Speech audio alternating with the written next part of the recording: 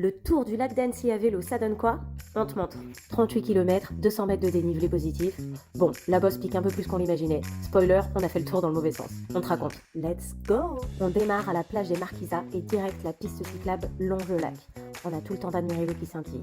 Entre le soleil, le ciel bleu, l'eau turquoise, les montagnes et les couleurs d'automne, c'est une dinguerie. On alterne les passages en bord de lac et petits bouts de forêt, toujours sur des voies vertes, c'est hyper agréable. Au bout de 15 km à peu près, on s'arrête au café Le Bon Wagon, qui fait aussi atelier vélo. C'est l'endroit parfait pour chiller un peu. On refait le plein de carburant et hop, c'est reparti. On traverse un tunnel et on retrouve tous les clichés de l'automne qu'on adore. Les arbres jaunes et oranges, les feuilles mortes sur notre chemin, les montagnes avec un tout petit peu de neige au sommet, franchement, que demander de plus. On bifurque un peu après la plage de Doussard, direction le petit village de Vertier. Quelques kilomètres plus tard, on retrouve notre lac, toujours aussi beau. On s'arrête à 2-3 jolis points de vue pour en profiter et pour faire quelques photos. On arrive à Talloires pour passer la fameuse montée.